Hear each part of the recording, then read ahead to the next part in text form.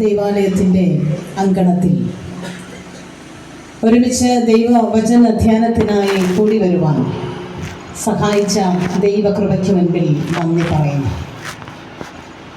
ഞാൻ ഏറെ സ്നേഹിക്കുന്ന, ബഹുമാനിക്കുന്ന, ആദരിക്കുന്ന ഏറ്റവും ബഹുമാനമുള്ള വർഗീസ് തോമസ് അച്ഛൻ, ഇടവകയുടെ ചുമതലക്കാരെ, പ്രിയപ്പെട്ട ഗായക സംഘാംഗങ്ങളെ, കൂടി വന്ന ദൈവജനമേ, എല്ലാവർക്കും ക്രിസ്തുയേശുവിൻ്റെ നാമത്തിൽ സ്നേഹവന്ദനം അറിയിക്കട്ടെ. ബഹുമാനപ്പെട്ട അച്ഛനും പ്രാരംഭത്തിൽ പറഞ്ഞ സ്വാഗത വാക്കുകൾക്ക് നന്ദി. കഴിഞ്ഞ വൈദിക ജില്ലാ കൺവെൻഷനിലാണ് അച്ഛനുമായി ഏറെ പരിചയപ്പെടുവാൻ ഇടയായത്. അതുകൊണ്ട് തന്നെയാണ് ഇന്ന് ഈ ദേവാലയത്തിൽ വചന ശുശ്രൂഷയ്ക്കായി നിൽക്കുവാൻ എൻ്റെ ജീവിതത്തിൽ ദൈവം അവസരം നൽകിയത്.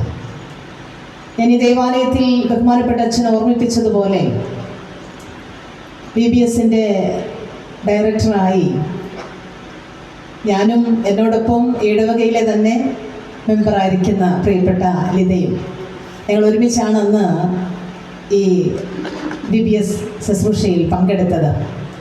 അന്ന് മുതൽ ഈ ദേവാലയവുമായി ഇവിടുത്തെ പല വ്യക്തി ജീവിതങ്ങളുമായി ആഴമായൊരു ബന്ധമുണ്ട്. അതുകൊണ്ട് തന്നെ ഇന്ന് സന്തോഷത്തോടു കൂടിയാണ് ഞാനിവിടെ നിൽക്കുന്നത്. ഞാനിവിടെ ഇരിക്കുമ്പോൾ എനിക്കേറെ പ്രിയപ്പെട്ട മുഖങ്ങൾ എൻ്റെ മുൻപിലുണ്ട്. പ്രത്യേകിച്ചും ഞാൻ ജോലി ചെയ്ത എൻ്റെ സ്കൂളിൽ, പുളന്തട്ട സ്കൂളിൻ്റെ ഹെഡ് മിസ്ട്രസ്സായി പ്രവർത്തിച്ച പ്രിയപ്പെട്ട ഷേർലി ടീച്ചറോടൊപ്പം 15 വർഷക്കാലം ഒരുമിച്ച് പഠിപ്പിക്കാൻ ദൈവം സഹായിച്ചു. പ്രത്യേകിച്ചും ടീച്ചർ ഇപ്പോൾ ഈ വാർഡിൻ്റെ മെമ്പർ, 3-ാം വാർഡിൻ്റെ പുന്നക്കാട് മല്ലപ്പുഴശ്ശേരി ഗ്രാമപഞ്ചായത്തിൻ്റെ വാർഡ് മെമ്പറായി തിരഞ്ഞെടുക്കപ്പെട്ട വ്യക്തി കൂടിയാണല്ലോ. ടീച്ചറിൻ്റെ സാന്നിധ്യം വളരെ സന്തോഷം അർഹിക്കുന്നതാണ്. അതുപോലെ തന്നെ പ്രിയപ്പെട്ട ജോളി ടീച്ചർ, ഒരു ടീച്ചേഴ്സിൻ്റെ പരമ്പര ഇവിടെയുണ്ട്. അതുകൊണ്ട് തന്നെ എനിക്ക് വളരെ സന്തോഷം, വളരെ എല്ലാവരോടും വളരെ കടപ്പാടും സ്നേഹവും തോന്നുകയാണ്. എൻ്റെ കഴിഞ്ഞ കാല ജീവിതത്തിലേക്ക് ഇവിടെ ഇരുന്ന് ഒന്ന് കടന്നു പോകാനായിട്ട് എനിക്ക് സാധിച്ചു. അത് ഏറ്റവും സന്തോഷമാണ്. പ്രിയപ്പെട്ട ബെറ്റി ടീച്ചറും ഇവിടെ ഉണ്ടെന്നാണ് എൻ്റെ വിശ്വാസം. എല്ലാവരെയും ഓർത്ത് ദൈവത്തെ സ്തുതിക്കുന്നു. ഇന്നിങ്ങനെ ഒരവസരം ഒരുക്കി തന്ന ബഹുമാനപ്പെട്ട അച്ഛനോട്, ഇടവകയുടെ ചുമതലക്കാരോടുള്ള നന്ദിയും സ്നേഹവും അറിയിക്കട്ടെ. അല്പസമയത്തെ ചിന്തയ്ക്കായിട്ട് തിരഞ്ഞെടുത്തിരിക്കുന്ന വേദഭാഗം എബ്രായ ലേഖനം 12-ാം അധ്യായം 1-2 വാക്യങ്ങൾ. എബ്രായ ലേഖനം 12-ാം അധ്യായം 1-2 വാക്യങ്ങൾ. ആകയാൽ നാമും സാക്ഷികളുടെ ഇത്ര വലിയൊരു സമൂഹം നമുക്ക് ചുറ്റും നിൽക്കുന്നത് കൊണ്ട് സകല ഭാരവും മുറുകെ പറ്റുന്ന പാപവും വിട്ട് നമുക്ക് മുൻപിൽ വിളിച്ചിരിക്കുന്ന ഓട്ടം സ്ഥിരതയോടെ ഓടുക.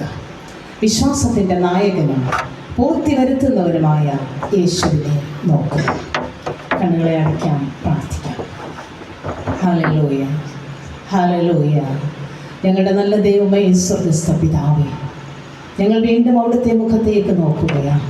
കർത്താവേ, എത്രമാത്രം അനുഗ്രഹത്തോടെ ഞങ്ങളെ നടത്തിയ അവിടുത്തെ കരുണയ്ക്കായി സ്തോത്രം. 2026 പ്രവേശിക്കുവാൻ കർത്താവ് ഞങ്ങളെ അനുവദിച്ചത് ഓർത്ത് സ്തോത്രം. കർത്താവ്, ഇന്ന് ഞങ്ങൾ ഒരുമിച്ച് ഈ കർത്താവെ വിശുദ്ധ ദൈവാലയത്തിൽ ഒരുമിച്ച് കൂടുമ്പോൾ, കർത്താവെ അവിടുത്തെ വചനത്തിന് മുൻപിൽ ഞങ്ങൾ ഇരിക്കുമ്പോൾ ആ വചനത്തിൻ്റെ ആഴങ്ങളിലേക്ക് ഞങ്ങളെ കൊണ്ടുപോകണമേ. ഞങ്ങൾക്കിത് മനസ്സിലാക്കാനുള്ള ബുദ്ധിയോ പരിജ്ഞാനമോ ഒന്നുമില്ല കർത്താവ്. എന്നാൽ അവിടുത്തെ പരിശുദ്ധാത്മാവിൽ എഴുതപ്പെട്ട വചനം അതേ ആത്മാവിൽ തന്നെ, ഹല്ലേലൂയ, ഇന്ന് ഞങ്ങളുടെ ഉള്ളങ്ങളിലേക്ക് ഇറങ്ങി വരുവാൻ എൻ്റെ അപ്പന് ഞങ്ങളിൽ പ്രസാദമാകണമേ. ഇവിടെ കൂടിയിരിക്കുന്ന ഓരോ ഹൃദയങ്ങളെയും ഉള്ളതുപോലെ അറിയുന്ന ദൈവമേ, ഓരോ ഹൃദയത്തോടും കർത്താവ് സമ്മതിക്കണമേ. അവിടുന്ന് ഓരോരുത്തരോടും ഇടപെടണമേ. ഹല്ലേലൂയ. കർത്താവേ, ഞങ്ങളുടെ ആരുടെയും നാമം ഉയരുവാൻ സമ്മതിക്കില്ല. എൻ്റെ യേശുവിൻ്റെ നാമം മാത്രം ഉയരുവാൻ, എൻ്റെ യേശുവിനെ മാത്രം എല്ലാവരും കാണുവാൻ ഇടയാക്കണമേ. ഹല്ലേലൂയ. ബലഹീനയായ അടിയൻ്റെ വായിലെ വാക്കുകളും ഞങ്ങളുടെ എല്ലാവരുടെയും ഹൃദയത്തിൻ്റെ വിചാരങ്ങളും എൻ്റെ കർത്താവിന് പ്രസാദമാക്കുവാൻ യേശു മശിഹ മൂലം സഹായിക്കുമാറാകണമേ.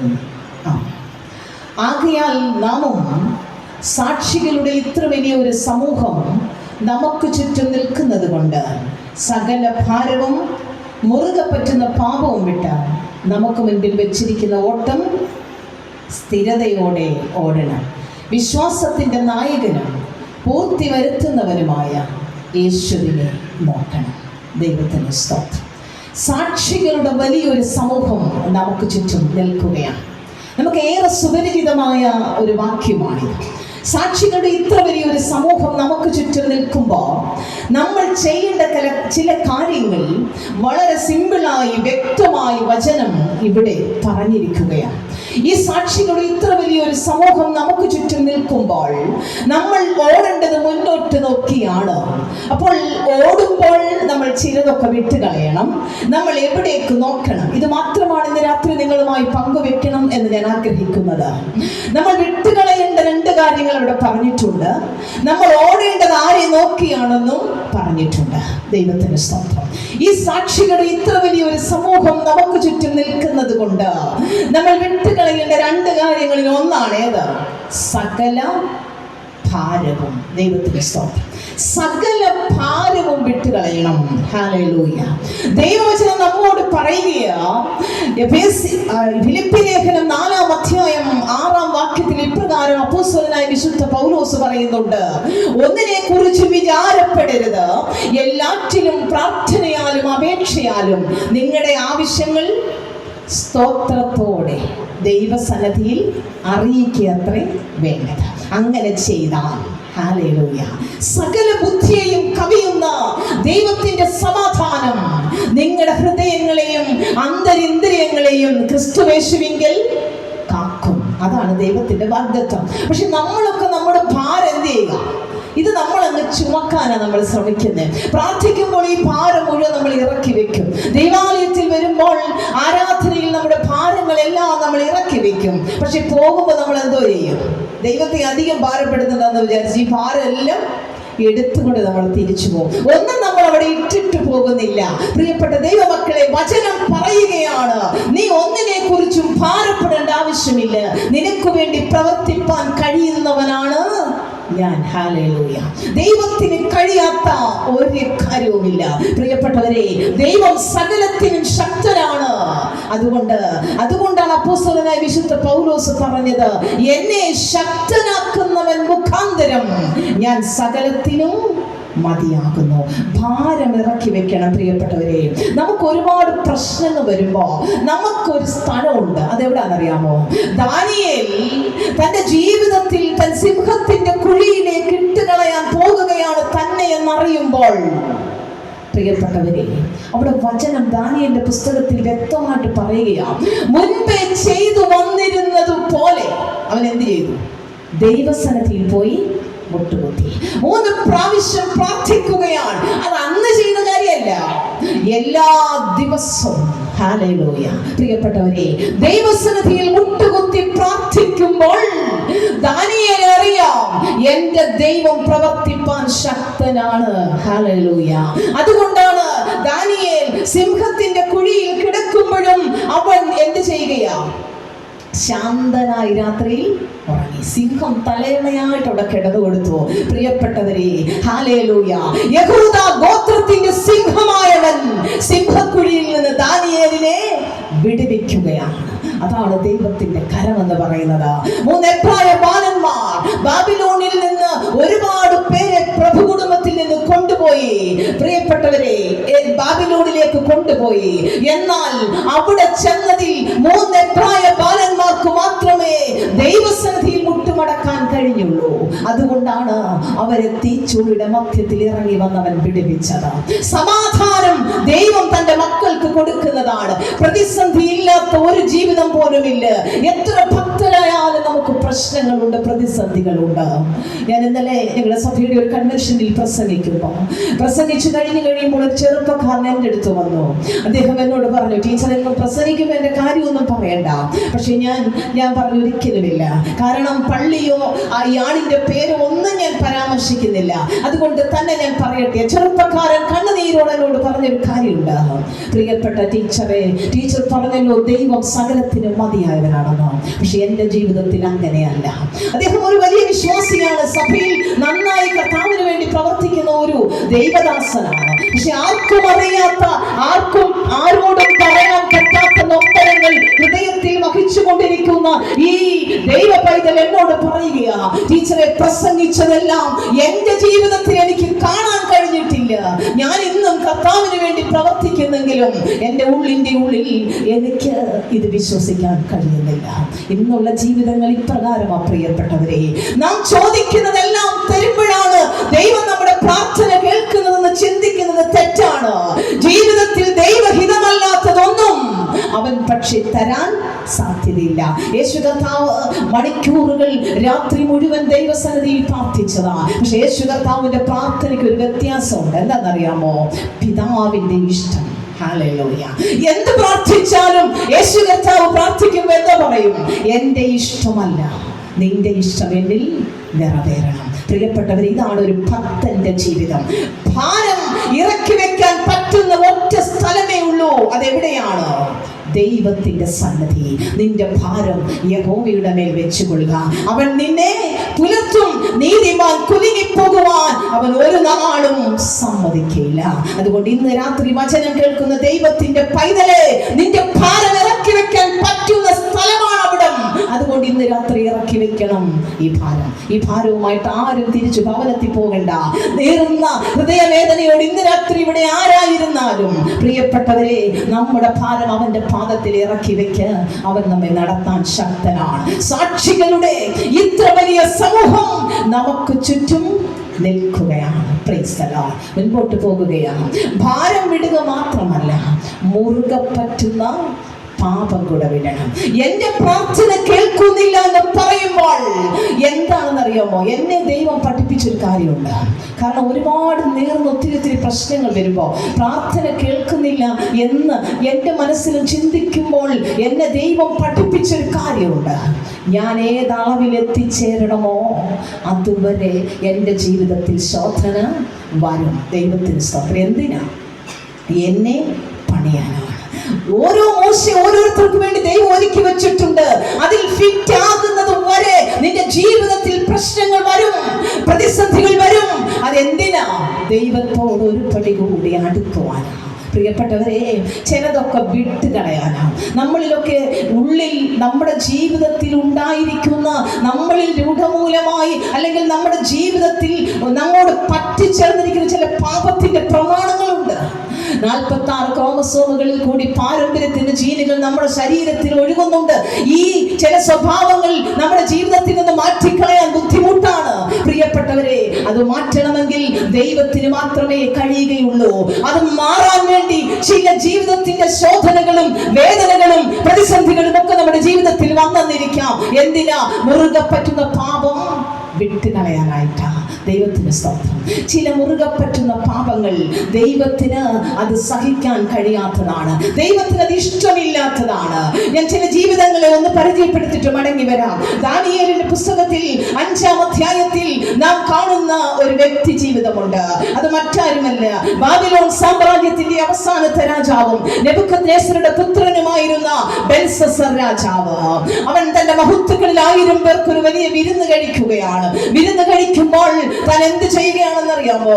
വീഞ്ഞു കുടിച്ച് മത്തനായി അവൻ ഇങ്ങനെ ആനന്ദം കൊണ്ട് ഇങ്ങനെ വളരെ സന്തോഷത്തോടായിരിക്കുമ്പോ അവനൊരാഗ്രഹം. തന്റെ അപ്പനായ നെബൂഖദ്നേസർ യെരൂശലേം ദേവാലയത്തിൽ നിന്ന് എടുത്തുകൊണ്ടുവന്ന വെള്ളി പാത്രങ്ങളിൽ വീഞ്ഞു കുടിക്കണം. എടുത്തുകൊണ്ടുവരാൻ ആവശ്യപ്പെട്ടു. കൊണ്ടുവന്നു. പ്രിയപ്പെട്ടവരെ, യെരൂശലേം ദേവാലയത്തിൽ നിന്ന് എടുത്തുകൊണ്ടുവന്നിരുന്ന പൊൻവെള്ളി പാത്രങ്ങളിൽ വീഞ്ഞു കുടിച്ച് മത്തനായി ആനന്ദിക്കുമ്പോൾ അവനൊരു കാഴ്ച കണ്ടു. ഹല്ലേലൂയ. രാജധാനിയുടെ ചുവരിന്മേൽ എഴുതി വെക്കുകയാ ഒരു കൈപ്പത്തി. ആ കൈപ്പത്തി കൊണ്ട് എഴുതി വെച്ച വാക്കുകൾ വായിക്കുവാൻ, അതിന്റെ അർത്ഥം മനസ്സിലാക്കാൻ ഹല്ലേലൂയ അവന് കഴിയുന്നില്ല. രാജ്യത്തുള്ള ആഭിചാരകന്മാരെയും ശകുനവാദികളെയും മന്ത്രവാദികളെയും എല്ലാം വിളിച്ചു കൊണ്ടുവരികയാണ്. അവരൊക്കെ വന്നപ്പോഴും അവർക്കത് വായിച്ച് അർത്ഥം വെളിപ്പെടുത്താൻ കഴിയാതെ വന്നപ്പോ രാജാവ് കോപപരവശനായി രാജ്ഞി അടുക്കൽ ചെന്ന് പറഞ്ഞു, നീ ഭാരപ്പെടണ്ട, ദൈവത്തിന്റെ ആത്മാവുള്ള ഒരുത്തൻ ഇവിടെയുണ്ട്, അവനെ വിളിച്ചു കൊണ്ടുവരാം. അങ്ങനെ ദാനിയേലിനെ വിളിച്ചു കൊണ്ടുവരുമ്പോൾ ദാനിയേല് ഈ ബെൽഷസ്സർ രാജാവിനോട് പറഞ്ഞ ചില കാര്യങ്ങൾ വീട്ടിൽ പോയി വായിക്കണം. ദാനിയേലിന്റെ പുസ്തകം 5-ാം അധ്യായം അതിന്റെ 18-ാം വാക്യത്തിൽ ഇപ്രകാരം പറയുകയാ, രാജാവേ, അത്യുന്നതനായ ദൈവം തിരുമേനിയുടെ അപ്പനായ നെബൂഖദ്നേസറിന് രാജ്യത്വവും മഹത്വവും പ്രതാപവും ബഹുമാനവും നൽകി. 20-ാം വാക്യത്തിൽ വായിക്കുന്നു, എന്നാൽ അവന്റെ ഹൃദയം ഗർവിച്ചു, അവന്റെ മനസ്സ് അഹങ്കാരത്താൽ കഠിനമായി പോയ ശേഷം അവൻ രാജാസനത്തിൽ നിന്ന് നീങ്ങിപ്പോയി. അവർ അവന്റെ മഹത്വം അവങ്കിൽ നിന്ന് എടുത്തു കളഞ്ഞു. അങ്ങനെ അവൻ മനുഷ്യരുടെ ഇടയിൽ നിന്ന് നീങ്ങി. അവന്റെ ഹൃദയം മൃഗപ്രായമായി തീർന്നു. അവന്റെ പാർപ്പ് കാട്ടു കഴുതകളോടുകൂടെ അവനെ കാളയെ പോലെ പുല്ല് തീറ്റി. ഹല്ലേലൂയ. ആരെ കുറിച്ചായി പറഞ്ഞേ? നെബൂഖദ്നേസർ രാജാവിനെ കുറിച്ച്. ദൈവത്തിൽ നിന്ന് അകന്നുപോയി അവന്റെ ഹൃദയം ഗർവിച്ചപ്പോൾ ദൈവം അവനോട് ചെയ്തതെന്താ? രാജാസനത്തിൽ നിന്ന് നീങ്ങി അവന്റെ പാർപ്പ് കാട്ടു കഴുതകളോടുകൂടെ അവനെ കാളയെ പോലെ പുല്ല് തീറ്റി. ഏതുവരെയാണെന്നറിയാമോ? വാക്യം വായിക്കുന്ന 21-ാം വാക്യത്തിൽ നാം വായിക്കുന്നുണ്ട്, അവൻ മനുഷ്യരുടെ രാജത്വത്തിന്മേൽ അത്യുന്നതനായ ദൈവം വാഴുകയും തനിക്ക് ബോധിച്ചവനെ അതിനെ നിയമിക്കുകയും ചെയ്യുന്നു എന്നറിഞ്ഞതുവരെ അവന്റെ ദേഹം ആകാശത്തിലെ മഞ്ഞുകൊണ്ട് നനഞ്ഞു. ഏതുവരെയാ? അത്യുന്നതനായ ദൈവമാണ് രാജാവിനെ നിയമിക്കുന്നതെന്ന് അവന് മനസ്സിലായ സമയം വരെ അവന്റെ ശരീരം ആകാശത്തിലെ മഞ്ഞുകൊണ്ട് നനയുകയാണ്. എന്നിട്ട് ദാനിയേൽ ചോദിച്ചൊരു ചോദ്യമുണ്ട്. അവന്റെ മകനായ ബെൽശസ്സറേ, നീ ഇതൊക്കെ അറിഞ്ഞിട്ടും എന്തുകൊണ്ട് നീ നിന്റെ ഹൃദയത്തെ താഴ്ത്തിയില്ല? ദൈവത്തിന് സ്തോത്രം. പ്രിയപ്പെട്ടവരെ, ദൈവം വെറുക്കുന്ന ഏറ്റവും വലിയൊരു പാപമാണെന്ത്? ഗർവം, അഹങ്കാരം. ദൈവത്തിന് അത് ക്ഷമിക്കാൻ കഴിയുന്ന പാപമല്ല. ഇവിടെ പറയുകയാ, നീ എത്ര ശ്രേഷ്ഠനാണെങ്കിലും നീ കണ്ടതാണ് നിന്റെ അപ്പന്റെ ജീവിതത്തിന്റെ അധപ്പതനം. എന്നിട്ടും നീ നിന്റെ ഹൃദയത്തെ ദൈവസന്നിധിയിൽ താഴ്ത്തിയില്ല. അതുകൊണ്ട് എന്താ സംഭവിച്ചത്? അന്ന് രാത്രി കൽദയ രാജാവായ ബെൽശസ്സർ കൊല്ലപ്പെട്ടു. അർത്ഥം എന്താ എഴുതി വെച്ചതെന്ന് ദാനിയേൽ പറഞ്ഞു.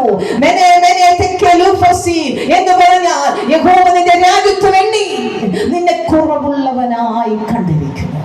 അതുകൊണ്ട് നിന്നെ മാറ്റുകയാണ്. ദൈവത്തിന് സ്തോത്രം. പ്രിയപ്പെട്ട ദൈവമക്കളെ, അന്ന് രാത്രി കൽദയ രാജാവായ ബെൽശസ്സർ കൊല്ലപ്പെട്ടു. ഒരാളെ കൂടെ പറഞ്ഞ് ഞാൻ വരാം. 2 ദിനവൃത്താന്തം 26-ാം അധ്യായം അതിന്റെ 16-ാം വാക്യം മുതൽ നാം വേറൊരാളിനെ കുറിച്ച് വായിക്കുന്നുണ്ട്. ഉസ്സിയാവ് രാജാവ്. അവിടെ നാം വായിക്കുകയാണ്, എന്താ? അവൻ ബലവാനായപ്പോൾ, ഹല്ലേലൂയ, അവന്റെ ഹൃദയം അഹങ്കരിച്ചപ്പോൾ എന്ത് സംഭവിച്ചെന്നറിയാമോ? അവൻ ധൂപകലശം കയ്യിലെടുക്കുകയാണ്. അവന്റെ നാശത്തിനായിട്ട് അവന്റെ ഹൃദയം ഗർവിച്ചു എന്നാണ് വേദപുസ്തകം പറയുന്നത്. അവൻ ബലവാനായപ്പോൾ അവന്റെ നാശത്തിനായിട്ട് അവന്റെ ഹൃദയം ഗർവിക്കുകയാണ്. അവൻ ചെയ്ത പ്രവൃത്തി എന്താണ്? പ്രിയപ്പെട്ടവരെ, അവൻ സാധാരണക്കാരനല്ല. അവന് 2600 തലവന്മാരാണ് സൈന്യത്തിലുള്ളത്. ലക്ഷക്കണക്കിന് സൈന്യങ്ങൾ അംഗങ്ങളുള്ള വലിയൊരു രാജാവാണ് ഉസ്സിയാവ് രാജാവ്. ഈ രാജാവിന്റെ ജീവിതത്തിൽ അവൻ അഹങ്കാരത്തോടെ പുരോഹിതന്മാർ മാത്രം എടുക്കാൻ അവകാശമുള്ള ധൂപകലശം കയ്യിലേന്തുകയാണ്. ധൂപകലശം കയ്യിൽ പിടിച്ചുകൊണ്ടിരിക്കുമ്പോൾ അസരിയ പുരോഹിതനും 80 പുരോഹിതന്മാരും അവനോട് പറഞ്ഞു, രാജാവേ, ധൂപകലശം കയ്യിലെടുക്കാൻ പുരോഹിതന്മാർക്ക് മാത്രമേ അവകാശമുള്ളൂ, അതുകൊണ്ട് അത് എടുക്കാൻ പാടില്ല. പക്ഷേ രാജാവ് അത് കേട്ടില്ല. പ്രിയപ്പെട്ടവരെ, ധൂപകലശം കയ്യിൽ പിടിച്ചുകൊണ്ടിരിക്കുമ്പോൾ തന്നെ അവൻ പുരോഹിതന്മാരോട് കോപിക്കുകയാണ്. എന്താ സംഭവിച്ചത്? അവന്റെ നെറ്റിമേൽ കുഷ്ഠം പൊങ്ങി. എന്നേക്കുമായി രാജസ്ഥാനത്ത് നിന്ന് ഈ മഹാനായ രാജാവ് മാറ്റപ്പെടുകയാണ്. അവൻ പാളയത്തിന് പുറത്ത് അവനെ അടക്കപ്പെട്ടത് തന്നെ ഇവിടെയാണ്. പ്രിയപ്പെട്ടവരെ, രാജാക്കന്മാരുടെ കല്ലറയിൽ പോലും അടക്കാൻ അർഹതയില്ലാത്തവനായി, ഒരു കുഷ്ഠരോഗിയായി, അശുദ്ധനായി ഉസ്സിയാവ് രാജാവ് മാറ്റപ്പെടുകയാണ്. പ്രിയപ്പെട്ടവരെ, ഗർവമുള്ള ഏവനും യഹോവയ്ക്ക് വെറുപ്പ്. ഗർവിയെയോ അവൻ ദൂരത്ത് നിന്ന് അറിയുന്നു, താഴ്മയുള്ളവർക്കോ അവൻ കൃപ നൽകുന്നു. അതുകൊണ്ട് ഈ ലോകത്തിൽ അഹങ്കരിക്കാൻ നമുക്കാർക്കും ഒന്നുമില്ല.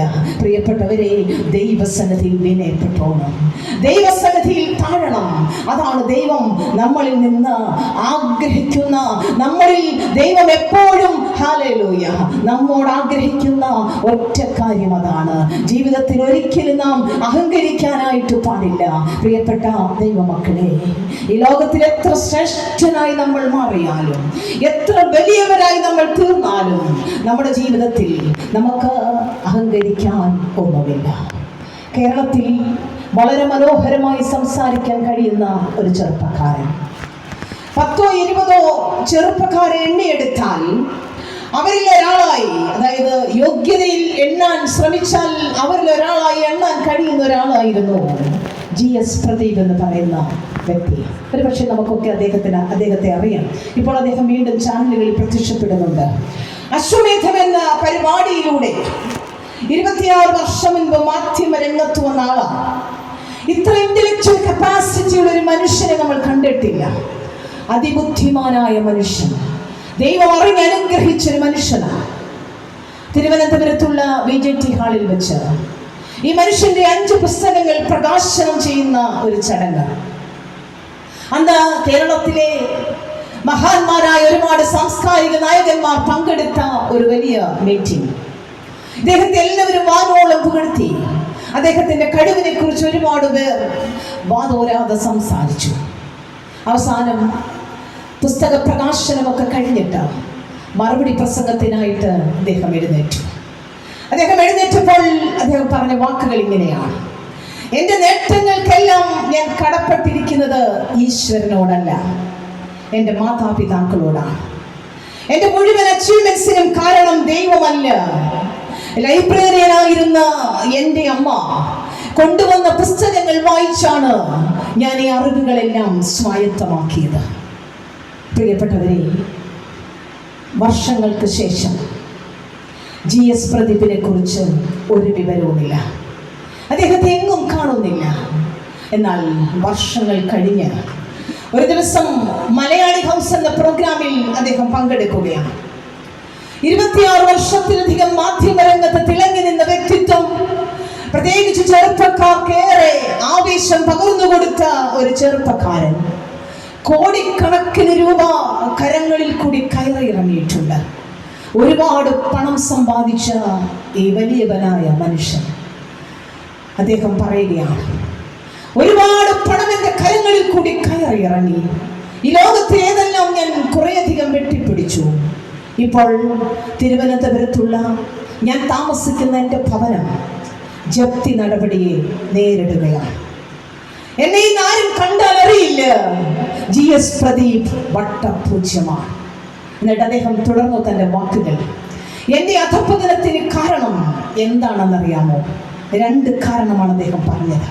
ഒന്ന്, എൻ്റെ ജീവിതത്തിലെ മുഴുവൻ കഴിവുകളും ഈശ്വരൻ തന്നതാണെന്ന് ഞാൻ അംഗീകരിച്ചില്ല. 2, 24 മണിക്കൂറും നീളുന്ന മദ്യപാനം എന്നെ ആളുകൾ അറിയാത്തവനാക്കി. പ്രിയപ്പെട്ടവരെ, 2 കാരണം. ഒന്നെന്താണ്?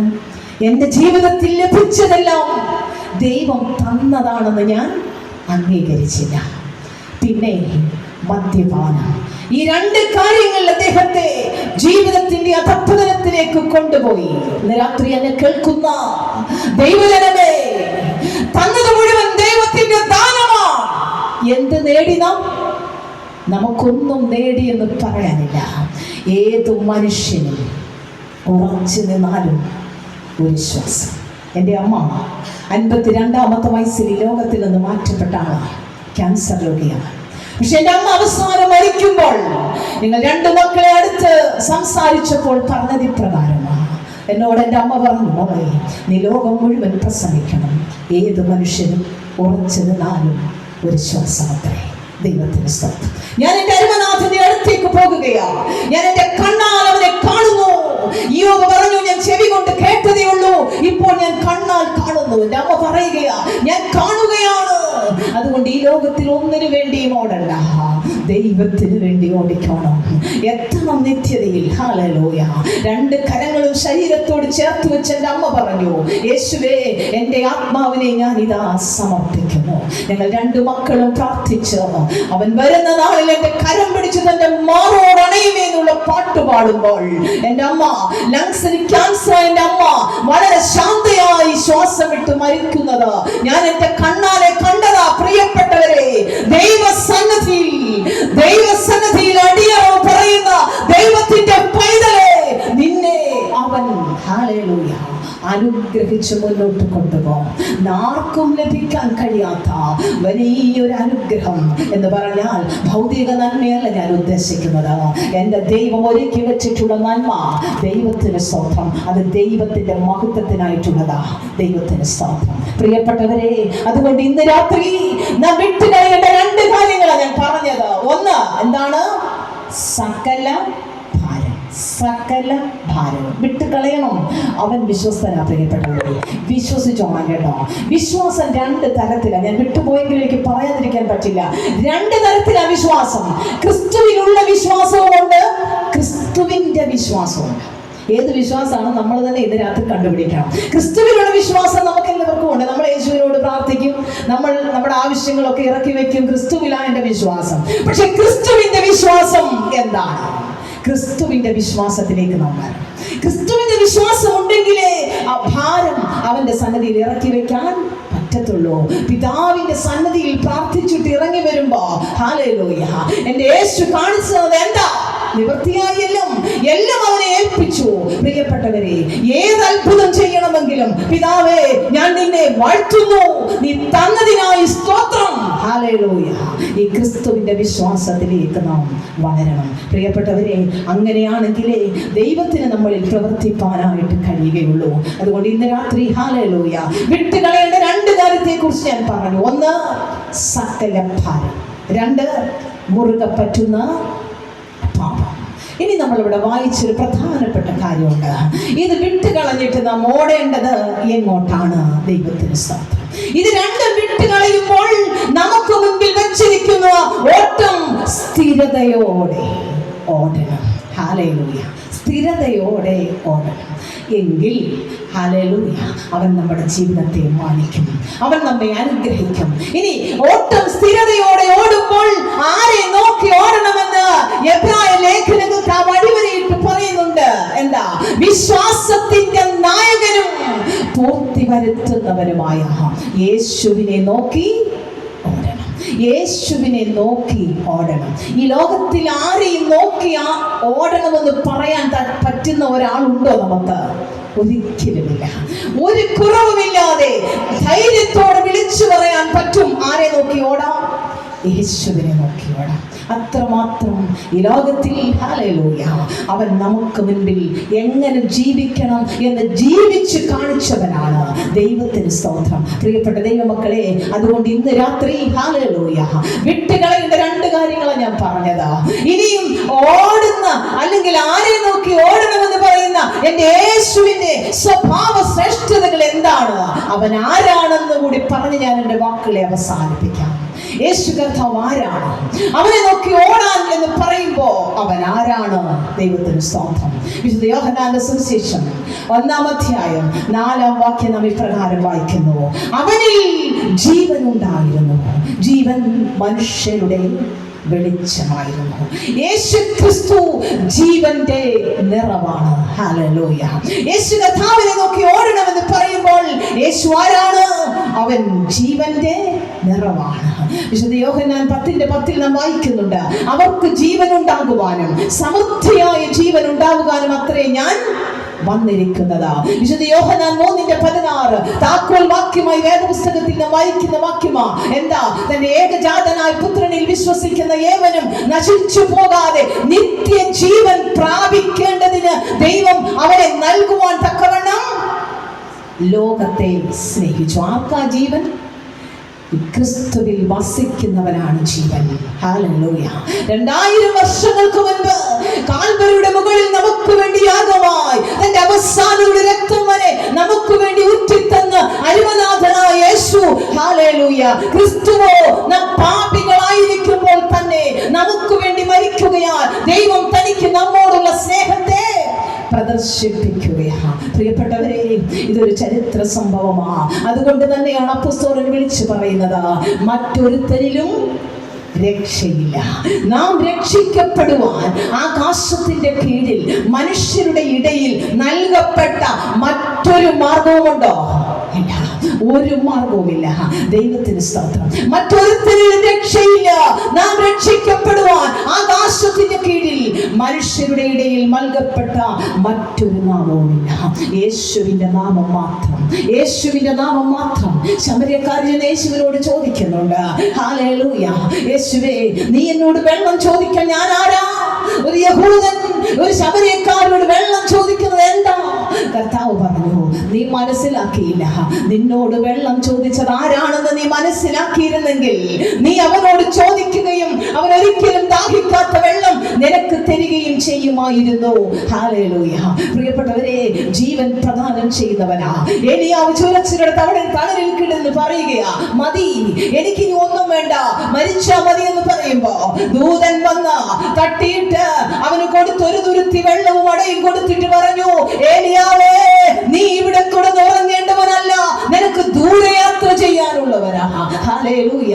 എന്നിട്ട് അവന് കൊടുത്തടയുടെയും ആ തുരുത്തിയിലെ വെള്ളത്തിന്റെയും ശക്തി കൊണ്ട് അവൻ 40 രാവും 40 പകലും ദൈവത്തിന്റെ പർവ്വതമായ ഹോരേബോളം അവൻ ഓടുകയാണ്. പ്രിയപ്പെട്ടവരെ, ദൈവത്തിന്റെ പർവ്വതത്തിൽ എത്തിച്ചേരാൻ, ഹല്ലേലൂയ, സ്വർഗത്തിലെ ദൈവം നമ്മുടെ കാലുകൾക്ക് ബലം തരുന്നവനാ. ദൈവത്തിന് സ്തോത്രം. അതുകൊണ്ട് ജീവൻ പ്രദാനം ചെയ്യുന്നത് എന്റെ യേശുവാണ്. ജീവന്റെ വഴി നീ എനിക്ക് കാണിച്ചു തരും. നിന്റെ സന്നദ്ധിയിൽ സന്തോഷത്തിന്റെ പരിപൂർണതയാ. നിന്റെ വലത്തുഭാഗത്ത് എന്നും പ്രബോധങ്ങളാണ്. ഹല്ലേലൂയ. അതുകൊണ്ടാണ് എഹെസ്കേൽ പ്രവാചകൻ 37-ാം അധ്യായത്തിൽ ചോദിക്കുന്ന ഒരു ചോദ്യമുണ്ട്. ആമേൻ. പ്രവചനത്തിൽ അദ്ദേഹം പറയുകയാണ്, ദൈവം ചോദിക്കുന്നു, മനുഷ്യപുത്ര, ഈ അസ്ഥികൾ ജീവിക്കുമോ? ജീവിക്കും. 4 കാറ്റുകൾ വീശിയപ്പോൾ ഉണങ്ങിയിരുന്ന അസ്ഥി കൂമ്പാരങ്ങൾ ജീവിച്ചെഴുന്നേറ്റു. എങ്ങനെ നിന്നത്? ഒരു വലിയ സൈന്യമായി നിൽക്കുകയാണ്. ഹല്ലേലൂയ. പ്രിയപ്പെട്ടവരെ, യേശുവിനെ നോക്കി ഓടിയിട്ടുള്ള ഒരു ദൈവത്തിന്റെ പൈതലിന് പുറകോട്ട് നോക്കേണ്ട ഗതി ദൈവം വരുത്തത്തില്ല. അവങ്കിലേക്ക് നോക്കിയവർ പ്രകാശിതരായി അവരുടെ മുഖം ലജ്ജിച്ചു പോകുവാൻ അവൻ അനുവദിച്ചിട്ടില്ല. ഹല്ലേലൂയ. ജീവൻ തന്നവനാണവൻ. ദൈവത്തിന് സ്തോത്രം. ഈ പുസ്തകങ്ങളിൽ വായിച്ചറിഞ്ഞ ക്രിസ്തുവിനെ അല്ല ഞാൻ ഇന്ന് രാത്രി ഇവിടെ പ്രസംഗിക്കുന്നത്. എന്റെ ജീവിതത്തിൽ ഞാൻ അനുഭവിച്ചറിഞ്ഞ എന്റെ യേശുവിനെയാ, ഇന്നും അനുഭവിക്കുന്ന എന്റെ യേശുവിനെയാ. അവനാണ് ജീവൻ തന്നത്. അവനാണ് നമുക്ക് എപ്പോഴും കൂടെയുള്ളവൻ. ഏത് സമയത്തും ഓടിച്ചെന്ന് അഭയം പ്രാപിക്കാൻ അവന്റെ സന്നദ്ധിയാണ് നമുക്കുള്ളത്. അവന്റെ വിശ്വസ്തത എത്ര വലുതാണെന്നറിയാമോ? പ്രിയപ്പെട്ടവരെ, അവൻ നമ്മെ വഴിയിൽ ഇട്ടിട്ട് പോകുന്ന ദൈവമല്ല. അവൻ നമ്മെ വഴിയിൽ ഇട്ടിട്ട് പോകുന്ന ദൈവമല്ല. ദൈവത്തിന് സ്തോത്രം. ഒരു ദിവസം ഞാനൊരു പ്രസംഗം കേട്ടത് ഓർത്തഡോക്സ് സഭയിലെ ഒരു പട്ടക്കാരൻ. അദ്ദേഹം കോട്ടയത്ത് നിന്നും കടമറ്റത്തിനപ്പുറത്തേക്ക് ഒരു പ്രസംഗത്തിന് പോകുക. ശനിയാഴ്ച വൈകിട്ടാണ്. രാവിലെ മുതൽ അച്ഛൻ വളരെ തിരക്കാണ്. അച്ഛൻ്റെ ഇടവകയിൽ ഒരു ശവസംസ്കാര ശുശ്രൂഷ ഉണ്ടായിരുന്നു. പിന്നെ 1-2 പ്രാർത്ഥനകൾ നടത്തി. ഇതെല്ലാം കഴിഞ്ഞ് ഒരു 5:30 ആയപ്പോൾ വളരെ തിരക്കോടെയാണ് അച്ഛൻ അവിടെ നിന്നും വാഹനം വിട്ടത്. 7 മണിയായി കടമറ്റത്ത് പ്രസംഗത്തിന് ചെല്ലുമ്പോൾ. പ്രസംഗമൊക്കെ കഴിഞ്ഞു. ഭക്ഷണം കഴിഞ്ഞ് ഇറങ്ങിയപ്പോൾ തന്നെ ഏകദേശം 10 മണിയോളമായി. അച്ഛൻ അവിടെ നിന്ന് വളരെ സ്പീഡിൽ ഓടിച്ചു വാഹനം വരികയാണ്. കാരണം രാവിലെ 6 മണിക്ക് വിശുദ്ധ കുർബാന ശുശ്രൂഷയ്ക്കായി ദൈവാലയത്തിൽ പ്രവേശിക്കണം. വളരെ സ്പീഡിൽ വാഹനം വരുമ്പോൾ അദ്ദേഹം പെട്ടെന്ന് കണ്ടൊരു കാഴ്ച. തൻ്റെ വാഹനത്തിൻ്റെ മുൻപിലുള്ള ലൈറ്റ് ഇങ്ങനെ ബ്ലിങ്ക് ചെയ്യുകയാണ്. അദ്ദേഹം പെട്ടെന്ന് മനസ്സിലാക്കി തൻ്റെ വാഹനത്തിലെ പെട്രോൾ തീരാൻ പോകുകയാണ്. വളരെ ഭയത്തോടാണ് അദ്ദേഹം അത് ശ്രദ്ധിച്ചത്. കാരണം ഇങ്ങോട്ട് തിരക്കിൽ ഓടി വരുന്ന സമയത്ത് പെട്രോൾ അടിക്കുന്ന കാര്യം മറന്നുപോയി. ഈ അർദ്ധരാത്രിയാകുന്ന സമയമാകുമ്പോൾ ഇനി എവിടെയാണ് പെട്രോൾ പമ്പ്? അദ്ദേഹം ശ്രദ്ധിച്ചു നോക്കിയപ്പോ ഏകദേശം 2-3 കിലോമീറ്ററുകൾക്ക് അപ്പുറത്തൊരു പെട്രോൾ പമ്പുണ്ട്. അദ്ദേഹം അവിടേക്ക് ഓടിയെത്തണം. അതിനായി പ്രാർത്ഥിച്ചുകൊണ്ട് വണ്ടി ഓടിച്ചു. മുൻപോട്ട് വണ്ടി ഓടിച്ചു. പ്രാർത്ഥിച്ചുകൊണ്ട് ഇങ്ങനെ പോയിക്കൊണ്ടിരുന്ന വാഹനം പെട്രോൾ പമ്പിന്റെ മുമ്പ് വരെ എത്തി. പെട്രോൾ പമ്പിൽ വന്നപ്പോൾ പമ്പ് അടച്ചു. നിരാശനായ അച്ഛൻ, ദൈവമേ, ഇനി 22 കിലോമീറ്റർ അപ്പുറം ഏറ്റുമാനൂരിലാണ് അടുത്ത പെട്രോൾ പമ്പുള്ളത്. അദ്ദേഹത്തിന് വളരെ ഭാരം തോന്നി. എങ്ങനെ ഒരു കാരണവശാലും വണ്ടി അങ്ങെത്തത്തില്ല. ഈ 11 മണി കഴിഞ്ഞ സമയത്ത് ഞാൻ ഇനി എന്താണ് ചെയ്യുന്നത്? അദ്ദേഹം വളരെ ഭയത്തോട് വാഹനം മുൻപോട്ടെടുത്തു. 50 മീറ്റർ അപ്പുറത്ത് ചെല്ലുമ്പോൾ വാഹനം അവിടെ നിന്നു. അച്ഛൻ സ്റ്റിയറിംഗിൽ തലവെച്ച് കരഞ്ഞു. ഈ രാത്രിയിൽ എന്നെ ആര് സഹായിക്കാനാ? തിരക്കിന് കർത്താവേ, ഞാൻ ഓടുമ്പോൾ ഞാൻ പെട്രോൾ അടിക്കുന്നത് മറന്നുപോയി. എൻ്റെ ദൈവമേ, ഞാൻ എന്താണ്? നിസ്സഹായനായ അച്ഛൻ കരഞ്ഞുകൊണ്ട് കൊണ്ട് സ്റ്റിയറിംഗിൽ തലവെച്ചു. അദ്ദേഹം വീണ്ടും തലപൊക്കി എഴുന്നേറ്റ് നോക്കുമ്പോൾ തൊട്ടപ്പുറത്ത് ദ്വാരക എന്ന് പറയുന്ന ഒരു ഹോട്ടലിന്റെ ഉടമസ്ഥനും 2 ജോലിക്കാരും കൂടെ ഹോട്ടൽ അടയ്ക്കുകയാണ്. അച്ഛൻ ഡോർ തുറന്നിറങ്ങി റോഡ് ക്രോസ് ചെയ്ത് അപ്പുറത്തേക്ക് ചെല്ലുമ്പോൾ ഈ ഹോട്ടലിന്റെ ഉടമസ്ഥൻ ബിനു അച്ഛനോട് പറഞ്ഞു, അച്ഛാ, ഭക്ഷണമെല്ലാം തീർന്നു, ഞങ്ങൾ ഹോട്ടൽ അടച്ചു. അച്ഛൻ പറഞ്ഞു, എനിക്ക് ഭക്ഷണത്തിനല്ല, പക്ഷെ എൻ്റെ വാഹനത്തിന് പെട്രോൾ തീർന്നു പോയി. യോ, എന്ത് ചെയ്യാനാ അച്ഛാ? ഇനി 22 കിലോമീറ്റർ അപ്പുറത്ത് പോകണം, പെട്രോൾ പമ്പ്. അച്ഛൻ ആ താക്കോലിങ്ങി പെട്രോൾ ഇല്ലാത്ത വണ്ടിക്ക് എന്ത് ചെയ്യാനാ? അച്ഛൻ താക്കോൽ ബിനുവിന്റെ കയ്യിൽ കൊടുത്തു. ബിനു ഡ്രൈവിംഗ് സീറ്റിൽ കയറിയിരുന്നു. ജോലിക്കാരോട് പറഞ്ഞു, വാഹനം പുറകോട്ട് തള്ളടാ. 50 മീറ്റർ പുറകിലുള്ള പെട്രോൾ പമ്പിന്റെ അടുക്കലേക്ക് ഈ വാഹനം തള്ളി പമ്പിലേക്ക് കയറ്റുകയാണ്. ഈ ബിനു ഷട്ടർ അടച്ചുറങ്ങുകയായിരുന്ന ചെറുപ്പക്കാരെ ഷട്ടറിൽ മുട്ടി വിളിച്ച് എഴുന്നേൽപ്പിച്ചു. എന്നിട്ട് അദ്ദേഹം പറഞ്ഞു, നിങ്ങൾ ഈ അച്ഛൻ്റെ വാഹനത്തിൽ നിറച്ച് പെട്രോൾ ഒഴിച്ചു കൊടുക്കണം. ആ ചെറുപ്പക്കാരെഴുന്നേറ്റ് വാഹനം നിറയെ പെട്രോൾ ആവശ്യത്തിന് ആ വാഹനത്തിൽ ഒഴിച്ചു കൊടുത്തു. പ്രിയപ്പെട്ടവരെ, അത് കഴിഞ്ഞ് അച്ഛനിങ്ങനെ അന്താളിച്ച് നിൽക്കുകയാണ്. അച്ഛൻ പൈസ കൊടുക്കാനായിട്ട് തുടങ്ങുമ്പോൾ ബിനു അദ്ദേഹത്തോട് പറഞ്ഞു, അച്ഛാ, പണമൊന്നും വേണ്ട, അച്ഛൻ പൊയ്ക്കോ, ദൈവത്തിന് സ്തോത്രം, ഇതെൻ്റെ സ്വന്തം പെട്രോൾ പമ്പാണ്. ഹല്ലേലൂയ. പ്രിയപ്പെട്ടവരെ, ഒരു സ്തോത്രം പറയാൻ നമുക്ക് പറ്റുമോ? എൻ്റെ ചിന്ത, ബഹുമാനപ്പെട്ട അച്ഛൻ സ്വന്തം അനുഭവം പറഞ്ഞത് ഞാൻ കേട്ടതാണ്. അച്ഛൻ പറഞ്ഞപ്പോൾ എൻ്റെ മനസ്സിൽ ഓടിയെത്തിയ കാര്യം, പെട്രോൾ പമ്പിന്റെ ഉടമസ്ഥന്റെ കടയുടെ മുൻപിൽ കൊണ്ടുവന്ന ഹല്ലേലൂയ വണ്ടി നിർത്തിച്ചൊരു ദൈവമുണ്ട്. ദൈവത്തിന് തെറ്റുപറ്റുമോ? ഇല്ല. ദൈവം ആർക്കും കടക്കാരനല്ല. നീ കർത്താവിന് വേണ്ടി ഓടിയിട്ടുണ്ടെങ്കിൽ ഹല്ലേലൂയ, നിന്റെ പെട്രോളിന്റെ കാര്യം ഓർക്കുന്നൊരു ദൈവമുണ്ട്. പ്രിയപ്പെട്ടവരെ, മറക്കരുത്. ജീവിതത്തിൽ എൻ്റെ യേശു ജീവൻ പ്രദാനം ചെയ്യുന്നവനാണ്, ജീവനെ തന്നവനാണ്. അവൻ നമുക്ക് വേണ്ടി പ്രവർത്തിക്കുന്നവനാണ്. അതുകൊണ്ട് കണ്ണടച്ചു പൊയ്ക്കോ. ഇന്ന് രാത്രി യേശുവിനായി ജീവിതം വിട്ടുകൊടുക്കുക. ഒരു ചോദ്യവും വേണ്ട. അവൻ നടത്താൻ ശക്തനാണ്. അതുകൊണ്ട് ഇന്ന് രാത്രി ഓർത്തോണം, മറ്റൊരുത്തരിലും രക്ഷയില്ല. നാം രക്ഷിക്കപ്പെടുവാൻ ആകാശത്തിന്റെ കീഴിൽ മനുഷ്യരുടെ ഇടയിൽ നൽകപ്പെട്ട മറ്റൊരു നാമവുമില്ല, യേശുവിന്റെ നാമം മാത്രം. യേശുവിനായി ജീവിതം കൊടുക്കുക. മുൻപോട്ട് പോകട്ടെ പ്രിയപ്പെട്ടവരെ. യേശുവിന്റെ ജീവിതത്തിൽ ഹല്ലേലൂയ വിശ്വാസത്തിന്റെ നായകനും പൂർത്തി വരുത്തുന്നവനുമായ യേശുവിനെ നോക്കുമ്പോൾ അവന്റെ ജീവിതത്തിന്റെ ഒന്നാമത്തെ ശ്രേഷ്ഠത നാം കണ്ടത് എന്താണ്? അവൻ ആരാണ്? അവൻ ജീവന്റെ നിറമാണ്. 2 വിശുദ്ധ യോഹന്നാന്റെ സുവിശേഷം 1-ാം അധ്യായം 9-ാം വാക്യം. അവിടെ നാം ഇപ്രകാരം വായിക്കുന്നു, ഏതു മനുഷ്യനെയും പ്രകാശിപ്പിക്കുന്ന സത്യ വെളിച്ചം ലോകത്തിലേക്ക് വന്നുകൊണ്ടിരുന്നു. യേശു ആരാ? അവൻ വെളിച്ചത്തിന്റെ നിറമാണ്. ഞാൻ ലോകത്തിന്റെ വെളിച്ചമാണെന്ന് വിളിച്ചു പറഞ്ഞവൻ യേശു മാത്രം. ആര്യമഹർഷിമാർ പ്രാർത്ഥിക്കുന്ന ഒരു പ്രാർത്ഥനയുണ്ട്. എന്താണ്? തമസ്സോമ ജ്യോതിർഗമയ. അല്ലയോ രക്ഷകനായ ദേവ, അന്ധകാരത്തിൽ നിന്നും എന്നെ നിന്റെ അത്ഭുത പ്രകാശത്തിലേക്ക് നടത്തണമേ എന്ന് ആര്യമഹർഷിമാർ പ്രാർത്ഥിക്കുമ്പോൾ ആ പ്രാർത്ഥനയ്ക്ക് മറുപടി നൽകിയവൻ ഒരുവൻ മാത്രം. എഫെസ്യ ലേഖനം 5-ാം അധ്യായം 8 മുതൽ 10 വരെയുള്ള വാക്യങ്ങളിൽ നാം വായിക്കുന്നു, മുൻപേ നിങ്ങൾ ഇരുളായിരുന്നു, ഇപ്പോഴോ കർത്താവിൽ വെളിച്ചമാകുന്നു. അതുകൊണ്ട് കർത്താവിന് പ്രസാദമായത് എന്തെന്ന് പരിശോധിച്ചുകൊണ്ട് വെളിച്ചത്തിലുള്ളവരായി നടന്നുകൊള്ളുവീൻ. ഹല്ലേലൂയ. വെളിച്ചത്തിലുള്ളവരായി നടക്കണം. ആരാണ് വെളിച്ചം നൽകുന്നത്? വെളിച്ചമായവൻ നമ്മുടെ ജീവിതത്തിൽ കടന്നു വരുമ്പോൾ ഞാനും നിങ്ങളും വെളിച്ചമായി മാറും. ദൈവത്തിന് സ്തോത്രം. ആർക്കാണ് വെളിച്ചമായി തീരാൻ പറ്റുന്നത്? ദൈവത്തെ പ്രസാദിപ്പിക്കുന്നവർക്ക്, ദൈവത്തിന് പ്രസാദമായ ജീവിതം നയിക്കുന്നവർക്കാണ് ഹല്ലേലൂയ വെളിച്ചമായി തീരാൻ സാധിക്കുന്നത്. അതുകൊണ്ട് ആര്യമഹർഷി ദർശനത്തിൽ കാണുന്ന ശാശ്വത നഗരത്തിന്റെ വർണ്ണന യജുർവേദത്തിൽ ഉൾപ്പെട്ട കഥോപനിഷത്തിൽ നാം കാണുന്നുണ്ട്. അതിന്റെ മലയാളം പരിഭാഷ ഇപ്രകാരമാണ്: അവിടെ സൂര്യൻ പ്രകാശിക്കുന്നില്ല, ചന്ദ്രനോ നക്ഷത്രങ്ങളോ വെളിച്ചം നൽകുന്നില്ല, വൈദ്യുതിയില്ല, വിളക്കുമില്ല. സ്വയം പ്രകാശമായിരിക്കുന്ന ആ ദേവൻ അവിടെ വെളിച്ചമായിരിക്കുന്നു. ആ വെളിച്ചം മൂലമാണ് മറ്റുള്ളതെല്ലാം തിളങ്ങുന്നത്. സൂര്യ ചന്ദ്ര നക്ഷത്രാദികൾക്കെല്ലാം പ്രകാശം നൽകുന്നത് ആ ദേവനാണ്. അവിടെ ഈ ഗോളങ്ങളൊന്നും തന്നെ ഇല്ലതാനും.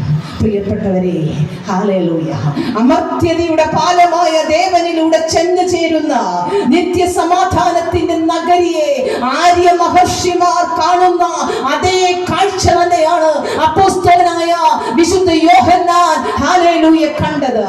അതാണ് വെളിപ്പാട് പുസ്തകത്തിൽ നാം വായിക്കുന്നത്. വെളിപ്പാട് പുസ്തകം 21-ാം അധ്യായം 22 മുതൽ 27 വരെയുള്ള വാക്യം ഇപ്രകാരം നാം വായിക്കുന്നു: സർവശക്തിയുള്ള കർത്താവിന്റെ നഗരത്തിൽ പ്രകാശിക്കുവാൻ സൂര്യനും ചന്ദ്രനും ആവശ്യമില്ല. ദൈവ തേജസ്സിനെ പ്രകാശിപ്പിക്കുന്നു. കുഞ്ഞാടതിന്റെ വിളക്കാകുന്നു. ജാതികൾ ആ വെളിച്ചത്തിൽ നടക്കും. രാത്രി അവിടെയില്ല. ജാതികൾ മഹത്വവും ബഹുമാനവും അതിലേക്ക് കൊണ്ടുവരും. കുഞ്ഞാടിന്റെ ജീവപുസ്തകത്തിൽ പേരെഴുതിയിരിക്കുന്നവനല്ലാതെ ആരും അതിൽ കടക്കയില്ല. Praise the Lord. പ്രിയപ്പെട്ടവരെ, ഹല്ലേലൂയ, ആര്യ മഹർഷിമാർ കണ്ട ആ ദർശനത്തിൽ വെളിച്ചമായി നിൽക്കുന്നവൻ ആരാ? ഒരു ഗോളങ്ങളുമല്ല, ദേവൻ വെളിച്ചമാണെന്ന് പറയുമ്പോൾ ഹല്ലേലൂയ, അപ്പോസ്തലനായ വിശുദ്ധ യോഹന്നാൻ ദർശനം കാണുകയാണ്. ആരാണ് വെളിച്ചമായവൻ? ആമേൻ, ഹല്ലേലൂയ, മറ്റാരുമല്ല, അറുക്കപ്പെട്ട കുഞ്ഞാട്. അറുക്കപ്പെട്ട കുഞ്ഞാടാണ് വെളിച്ചമായി നിൽക്കുന്നവൻ. ഹല്ലേലൂയ. പ്രിയപ്പെട്ടവരെ, ആ യേശുവാണ് നമ്മളോട് പറയുന്നത്: എന്നെ നോക്കി നിങ്ങൾ വരിക, എന്നെ നീ അനുഗമിക്ക, എന്റെ പിന്നാലെ നീ വരിക. നിനക്ക് ജീവിക്കാൻ ഞാനൊരു മാതൃക വെച്ചു പോയിട്ടുണ്ട്. നീ മറ്റുള്ളവരുടെ മുൻപിൽ വെളിച്ചമായി തീരണം. പ്രിയപ്പെട്ടവരെ, അതുകൊണ്ടാണ് എഫേസ്യ ലേഖനത്തിൽ അപ്പോസ്തലനായ വിശുദ്ധ പൗലോസ് 5:14 പറയുന്നത്: ഉറങ്ങുന്നവനെ നീ ഉണർന്ന് മരിച്ചവരുടെ ഇടയിൽ നിന്ന് എഴുന്നേൽക്ക, എന്നാൽ ക്രിസ്തു നിന്റെ മേൽ പ്രകാശിക്കും. ക്രിസ്തു നിന്റെ മേൽ പ്രകാശിക്കും. എപ്പോഴാ? നീ ഉറക്കത്തിൽ നിന്ന് എഴുന്നേൽക്കണം. ചാവാറായ ശേഷിപ്പുകളെയൊക്കെ ശക്തീകരിക്കണം. പ്രിയപ്പെട്ടവരെ, മന്ദതയും മടിയും ഒക്കെ മാറ്റിവെക്കണം. കർത്താവിന് വേണ്ടി അല്പസമയം കൊടുക്കണം. ഞാൻ എവിടെ ചെന്നാലും പറയുന്നൊരു കാര്യമുണ്ട്: ഒരു ദിവസത്തിൻ്റെ ദശാംശം ആർക്ക് കൊടുക്കണം? ദൈവത്തിന് കൊടുക്കണം. കിട്ടുന്ന നന്മയുടെ ദശാംശം മാത്രമല്ല, പണത്തിന്റെ ദശാംശം മാത്രമല്ല ദൈവത്തിന് വേണ്ടത്. പിന്നെന്താ? എനിക്കും നിങ്ങൾക്കും ജീവൻ എന്ന് വിടുവിച്ചവൻ ഹല്ലേലൂയ നമ്മോട് ആവശ്യപ്പെടുന്നത്. ഒരു ദിവസത്തിന് 24 മണിക്കൂർ നമ്മൾ വില കൊടുത്താൽ, എത്ര കോടി പൈസ കൊടുത്താൽ ഇതുവരെയുള്ള ഓക്സിജൻ ശ്വസിച്ചതിന് നമുക്ക് കൊടുക്കേണ്ടി വരും. പ്രിയപ്പെട്ടവരെ, നമ്മളൊന്ന് ഓർത്ത് നോക്കുക. എന്നാൽ ഒരു ദിവസം 24 മണിക്കൂർ ഹല്ലേലൂയ അവൻ നമുക്ക് ജീവിക്കാൻ ആരോഗ്യം തന്നെങ്കിൽ, ആയുസ് തന്നെങ്കിൽ, അതിന്റെ ദശാംശം ആർക്ക് കൊടുത്തോണം? ദൈവത്തിന് കൊടുത്തോണം. ദൈവത്തിന് കടക്കാരാകരുത്. 2 മണിക്കൂർ 24 മിനിറ്റ് ആർക്കുള്ളതാ? ദൈവത്തിനുള്ളതാ. ദൈവത്തിന് സ്തോത്രം. ഇന്ന് ഞങ്ങളുടെ മത്തമ്മക്കാരുടെ കാര്യം എനിക്കറിയത്തുള്ളൂ, നിങ്ങളുടെ കാര്യങ്ങളല്ല കേട്ടോ. പ്രാർത്ഥനയ്ക്ക് വന്നാൽ അല്പം മുൻപോട്ട് പോയാൽ ഉടനെ നമ്മൾ എന്തോ ചെയ്യും? ഇത് സമയമില്ല. 2 മണിക്കൂർ 24 മിനിറ്റ് ദൈവത്തിന് കൊടുത്തോണം.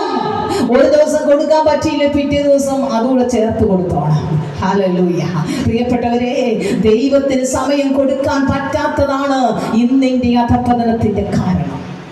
ദൈവാലയത്തോടും ദൈവത്തോടും ഒരു കടപ്പാടില്ലാതെ ജീവിക്കുന്ന ഒരു തലമുറ നമ്മുടെ മുൻപിൽ വരുമ്പോൾ നാം തലമുറയെ കുറ്റപ്പെടുത്തിയിട്ട് കാര്യമില്ല. തലമുറയല്ല കുറ്റക്കാർ, ഞാനും നിങ്ങളുമാണ്. ഈ പുസ്തകം കയ്യിലെടുക്കാൻ എന്നെ എന്റെ ദൈവം അനുവദിച്ചെങ്കിൽ അതിന്റെ പിതാക്കന്മാരുടെ കണ്ണുനീരിന്റെ ഫലമാണെന്ന് ഞാൻ വിശ്വസിക്കുന്നു. എന്റെ തലമുറ ഈ പുസ്തകം എടുക്കണമെങ്കിൽ ഞാൻ കണ്ണുനീരൊഴുക്കണം. ഹല്ലേലൂയ. എന്റെ ദശാംശം ദൈവത്തിന് കൊടുക്കണം. അങ്ങനെ കൊടുത്താൽ അവൻ ആർക്കും കടക്കാരനല്ല, ആർക്കും കടക്കാരനല്ല. അവൻ ഓടിച്ചിട്ട് അനുഗ്രഹിക്കുന്ന ദൈവത്തിന് സ്തോത്രം. അതുകൊണ്ട് പ്രിയപ്പെട്ടവരെ, ഇന്ന് രാത്രി ദൈവത്തിന്റെ വചനം നമ്മളെ ഓർമ്മിപ്പിക്കുന്നതാണ്: ജീവിതം ദൈവത്തിനായി കൊടുക്കണം. ഹല്ലേലൂയ.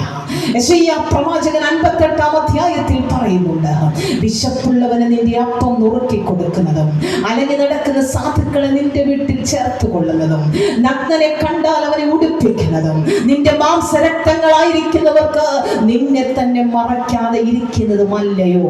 നീ അങ്ങനെ ചെയ്താൽ നിന്റെ വെളിച്ചം ഉഷസ്സിൽ പ്രകാശിക്കും, നിന്റെ വെളിച്ചം പ്രകാശിക്കും. ഹല്ലേലൂയ.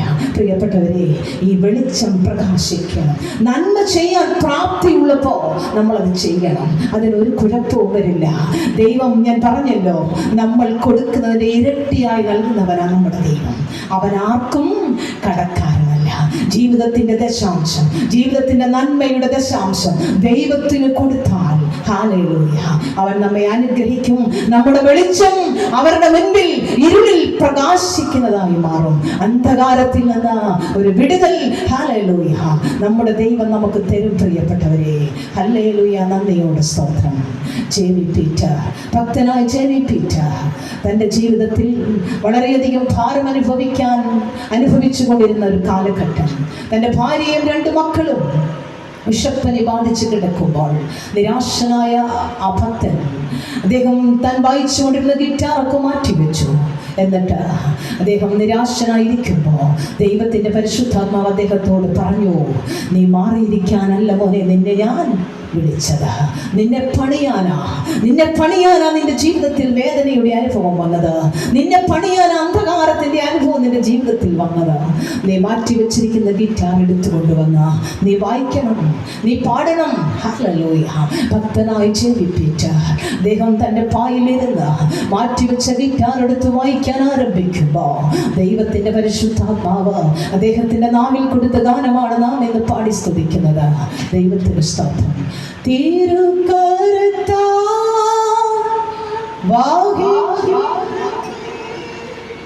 തിരുഗീതം പോൽ നാദം തേടാമേ, കുശവൻ കയ്യിൽ കളിമണ്ണു ഞാൻ ആനുദീനം നീ പാടിയിടണമേ, കുശവൻ കയ്യിൽ കളിമണ്ണു ഞാൻ ആനുദീനം നീ പാടിയിടണമേ. Praise the Lord. ഹല്ലേലൂയ.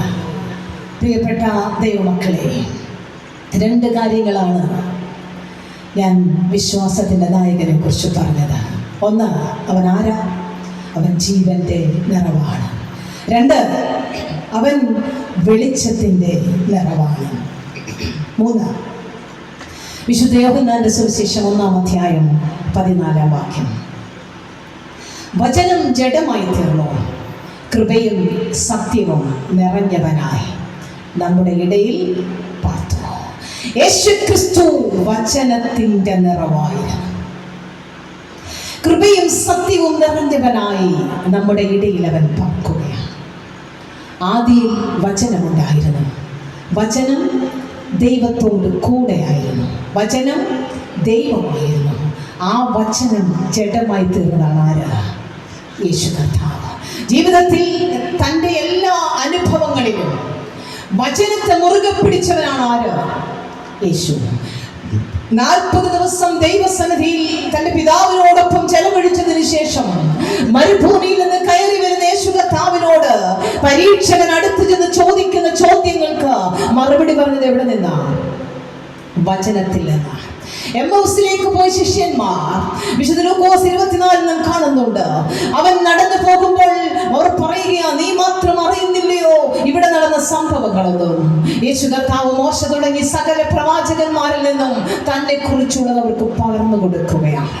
വചനമാണ് കച്ചിത്തുരുമ്പായിട്ടുള്ളത്. അതുകൊണ്ട് ആ സങ്കീർത്തനക്കാരൻ പറയുന്നത്, നിന്റെ ന്യായപ്രമാണം തികവുള്ളതാണ്, അത് പ്രാണനെ തണുപ്പിക്കുന്നതാണ്. ദൈവത്തിന്റെ വചനമെന്ന് പറയുന്നത്, പ്രിയപ്പെട്ടവരെ, ജീവൻ അങ്കുരിപ്പിച്ചതും ജീവന്റെ ദാതാവും ദൈവമാണ്. ഹല്ലേലൂയ. ആദിയും അന്തവും അൽഫയും ഒമേഗയും ദൈവമാണെന്ന് ഈ വചനമാണ് നമ്മളെ പഠിപ്പിച്ചു തരുന്നത്. ഹല്ലേലൂയ. ഇതൊന്നും സ്വയമുളവായതല്ല. ഈ ഭൂമിയും ഭൂമണ്ഡലത്തെ നിർമ്മിച്ച സൃഷ്ടിച്ചവനായ ദൈവം വചനത്താലാണ് ഇതൊക്കെയും സൃഷ്ടിച്ചത്. ഹല്ലേലൂയ. താൻ വചനത്താൽ ഇതിനെ മുഴുവൻ ഉരുവാക്കുമ്പോൾ പ്രിയപ്പെട്ട ദൈവമക്കളെ, ഈ വചനത്തിൽ ആശ്രയിക്കാൻ എനിക്കും നിങ്ങൾക്കും സാധിക്കുന്നുണ്ടോ? ഇന്നിന്റെ ആവശ്യം വചനത്തിൽ നാം അടുത്തു വരിക, വചനത്തിലേക്ക് നാം മടങ്ങി വരിക എന്നുള്ളതാണ്. ഈ വചനം ശക്തിയുള്ളതാണ്. ഹല്ലേലൂയ. പ്രിയപ്പെട്ടവരെ, വചനത്തിന്റെ ശക്തി അത് അനുഭവിച്ചറിയുമ്പോഴേ മനസ്സിലാകത്തുള്ളൂ. യേശു കർത്താവ് ഈ ലോകത്തിൽ ജീവിച്ചപ്പോൾ വചനം തന്റെ ജീവിതത്തിൽ എപ്പോഴും ആയുധമായി ഉപയോഗിച്ചിരുന്നെങ്കിൽ തന്റെ ഭക്തരെന്ന് അഭിമാനിക്കുന്ന ഞാനും നിങ്ങളും ഉപയോഗിക്കേണ്ടതും എന്താ? ദൈവത്തിന്റെ വചനമാണ്.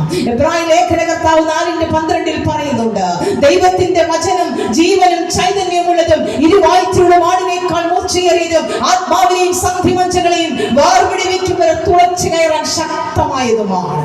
യെശയ്യാ പ്രവചനം 55-ാം അധ്യായം 10-11 വാക്യങ്ങൾ നാം ഇപ്രകാരം വായിക്കുന്നു: മഴയും ഹിമവും ആകാശത്തു നിന്ന് പെയ്യുകയും വിതപ്പാൻ വിത്തും തിന്മാൻ ആഹാരവും നൽകുവാൻ തക്കവണ്ണം ഭൂമിയെ ഫലവത്താക്കി വിളയിച്ച് നനയിക്കുന്നത് പോലെ എന്റെ വായിൽ നിന്ന് പുറപ്പെടുന്ന എന്റെ വചനമായിരിക്കും. അത് വെറുതെ എന്റെ അടുക്കിലേക്ക് മടങ്ങി വരികയില്ല. ഞാൻ അയച്ച കാര്യം സാധിപ്പിക്കുക തന്നെ ചെയ്യും. വചനം മുറുകെ പിടിച്ചോണം. ദൈവത്തിന് സ്തോത്രം. 1-ാം സങ്കീർത്തനത്തിൽ എന്താ പറഞ്ഞേക്കുന്നത്? ദുഷ്ടന്റെ ആലോചന പ്രകാരം നടക്കരുത്, പാപിയുടെ വഴിയിൽ നിൽക്കരുത്, പരിഹാസിയുടെ ഇരിപ്പിടത്തിൽ ഇരിക്കരുത്. ഇതൊന്നും ഒരു ദൈവപൈതലിന് പറഞ്ഞിട്ടുള്ളതല്ല. നീ നടക്കുമ്പോ കേട്ടാ മതി, അവിടെ നിന്നു പോകും. നിന്നാൽ നീ അവിടെ ഇരുന്നു പോകും. പ്രിയപ്പെട്ടവരെ, അതുകൊണ്ട് വചനം പറയുന്നത് നിന്റെ ജോലിയല്ല അതൊന്നും. പിന്നെ എന്താ ഒരു ഭക്തൻ ചെയ്യേണ്ടത്? അവൻ ന്യായപ്രമാണത്തെ രാവും പകലും എന്ത് ചെയ്യണം? ധ്യാനിക്കണം. ദൈവത്തിന് സ്തോത്രം.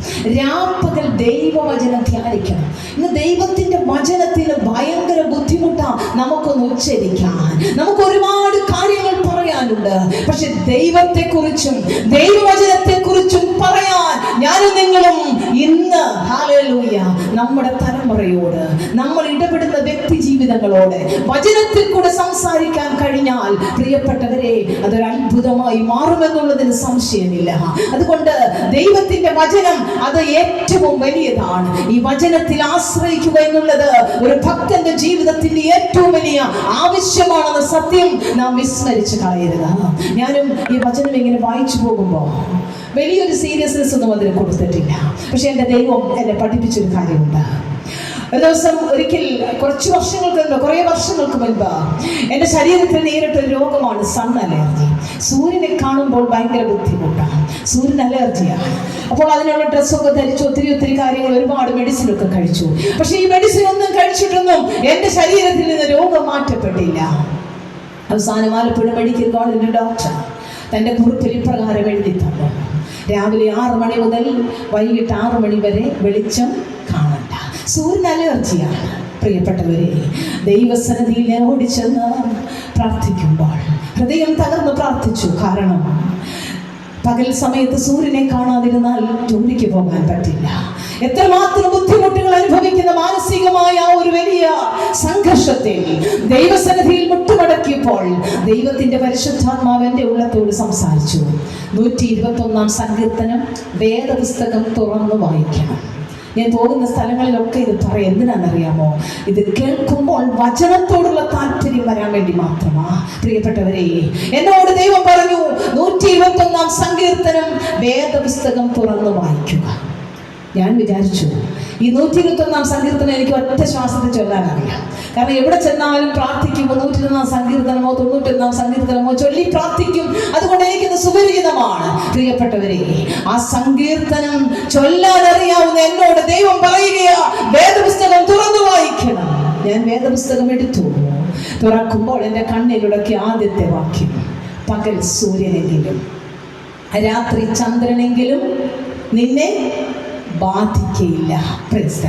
പ്രിയപ്പെട്ട ദൈവമക്കളെ, ഞാൻ ഓടിച്ചെന്ന ദൈവസന്നിധിയിൽ മുട്ടുമടക്കുമ്പോൾ ദൈവത്തിന്റെ പരിശുദ്ധാത്മാവ് എൻ്റെ ഉള്ളത്തോട് ചോദിച്ചൊരു ചോദ്യമുണ്ട്. വചനം വ്യക്തമായി എഴുതി വെച്ചിട്ടുണ്ട്: പകൽ സൂര്യനോ രാത്രി ചന്ദ്രനോ നിന്നെ ബാധിക്കത്തില്ലെന്ന്. നീ ഒരുപാട് പ്രാവശ്യം ഇത് ഉരുവിട്ടിട്ടുമുണ്ട്. പക്ഷെ ഒറ്റ പ്രാവശ്യമെങ്കിലും ഇത് ഹൃദയത്തിൽ ഏറ്റെടുത്തിട്ടുണ്ടോ? ഹല്ലേലൂയ. ഒരു പ്രാവശ്യമെങ്കിലും നിന്റെ ഹൃദയത്തിൽ ആ വചനം ഏറ്റെടുത്തിട്ടുണ്ടോ?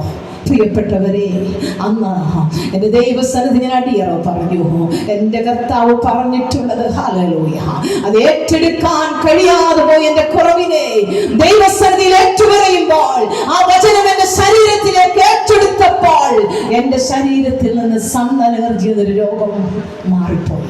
ഇന്നെനിക്ക് ഒരുപാട് രോഗങ്ങളൊക്കെ ഉണ്ട്.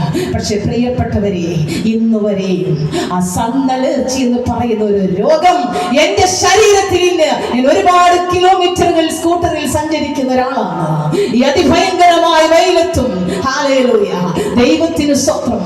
ദൈവം സൗഖ്യം തന്നാൽ അത് ശാശ്വതമായ സൗഖ്യമാണ്. ദൈവത്തിന് കഴിയാത്ത ഒരു കാര്യവുമില്ല. ദൈവത്തിന് സ്തോത്രം. വചനം ദൈവം തന്നിട്ടുണ്ടെങ്കിൽ അത് ഏറ്റെടുക്കാനുള്ള മനസ്സ് നമുക്കുണ്ടാകണം. രാവും പകലും ഈ വചനത്തെ ധ്യാനിക്കണം. ഈ വചനം നാം ആവോളം അനുഭവിക്കണം. പ്രിയപ്പെട്ടവരെ, നമ്മുടെ ദൈവം വിശ്വസ്തനാണ്. അതുകൊണ്ട് ഇന്ന് മുതൽ ജീവിതത്തിൽ അല്പസമയമെങ്കിലും ഒരു ദിവസം വചനം വായിക്കാനും ആ വചനം ഒന്ന് ഹൃദയത്തിൽ എഴുതി വെക്കാനും നമുക്ക് കഴിയണം. നമ്മൾ ഇടത്തോട്ടോ വലത്തോട്ടോ തിരിയുമ്പോൾ വഴി ഇതാകുന്നു, ഇതിൽ തന്നെ നടന്നുകൊള്ളുന്ന ശബ്ദം കേൾക്കാൻ ഇടയാകും. ഞാൻ മുൻപോട്ട് പോകട്ടെ, സമയം കഴിയാറായല്ലോ. പ്രിയപ്പെട്ട ദൈവമക്കളെ, 3 കാര്യങ്ങൾ ഈ വിശ്വാസത്തിന്റെ നായകനെ കുറിച്ച് ഞാൻ പറഞ്ഞു. യേശു ക്രിസ്തു ജീവന്റെ നിറവാണ്. യേശു ക്രിസ്തു ഹല്ലേലൂയ വെളിച്ചത്തിന്റെ നിറവാണ്. യേശു ക്രിസ്തു ആമേൻ വചനത്തിന്റെ നിറവാണ്. ഒരു കാര്യം കൂടെ പറഞ്ഞ് ഞാൻ അവസാനിപ്പിക്കാം. ദൈവത്തിന് സ്തോത്രം. വിശുദ്ധ യോഹന്നാൻ 8:3 മുതൽ 13-11 വരെയുള്ള വാക്യങ്ങളിൽ നാം കാണുന്ന ഒരു ആളുണ്ട്. ആരാ? വ്യഭിചാര കുറ്റത്തിൽ പിടിച്ചുകൊണ്ടുവന്ന ഒരു സ്ത്രീ. ഹല്ലേലൂയ. യേശു മോശയുടെ ന്യായപ്രമാണ പ്രകാരം കല്ലെറിഞ്ഞ് കൊല്ലപ്പെടാൻ യോഗ്യതയുള്ള സ്ത്രീ, അവളെ പിടിച്ചുകൊണ്ട് നിർത്തുമ്പോൾ യേശു അവളോട് പറഞ്ഞു. ഹല്ലേലൂയ. പ്രിയപ്പെട്ടവരെ, ഈ വന്നു നിൽക്കുന്ന പുരുഷാരം അവർക്കെതിരായി സംസാരിക്കുമ്പോൾ യേശു അവരോട് പറഞ്ഞൊരു കാര്യമുണ്ട്. നിങ്ങളിൽ പാപമില്ലാത്തവൻ ഇവളെ ഒന്നാമത് കല്ലെറിയട്ടെ. ആരും എറിഞ്ഞില്ല, എല്ലാവരും പോയി. പ്രിയപ്പെട്ടവരെ, യേശു കുനിഞ്ഞെഴുതിക്കൊണ്ടിരിക്കുകയാ. യേശു കർത്താവ് മുഖമുയർത്തി ആ സ്ത്രീയോട് ചോദിച്ചു, നിനക്കാരും ശിക്ഷ വിധിച്ചില്ല? ഇല്ല കർത്താവേ, ഞാനും നിനക്ക് ശിക്ഷ വിധിക്കുന്നില്ല, നീ പോ. ഹല്ലേലൂയ. പക്ഷേ ഇനിമേൽ നീ പാപം ചെയ്യരുത്. പ്രിയപ്പെട്ടവരെ, ദൈവികത മാനുഷികതയാകുന്നതാണ് കൃപ എന്ന് പറയുന്നത്. തൃത്വദൈവം ഒരാളുത്വമായി നമ്മുടെ ഉള്ളിലേക്ക് ഇറങ്ങി വരുന്നു. അതാണ് കൃപ. ഹല്ലേലൂയ. നമ്മുടെ ജീവിതത്തിൽ ഈ നിമിഷം വരെ നാം അനുഭവിച്ചത് ഈ കൃപയല്ലേ പ്രിയപ്പെട്ടവരെ? കൃപമേൽ കൃപ പകരുന്നവനാണ് അവൻ. ഹല്ലേലൂയ. അതുകൊണ്ട് ധൈര്യത്തോടെ നമുക്ക് മുന്നോട്ട് പോകാം. ധൈര്യത്തോടെ മുന്നോട്ട് പോകാം. കൃപ നിറഞ്ഞ കർത്താവ്. ഹല്ലേലൂയ. കൃപയാലല്ലോ നിങ്ങൾ വിശ്വാസം മൂലം രക്ഷിക്കപ്പെട്ടിരിക്കുന്നത്.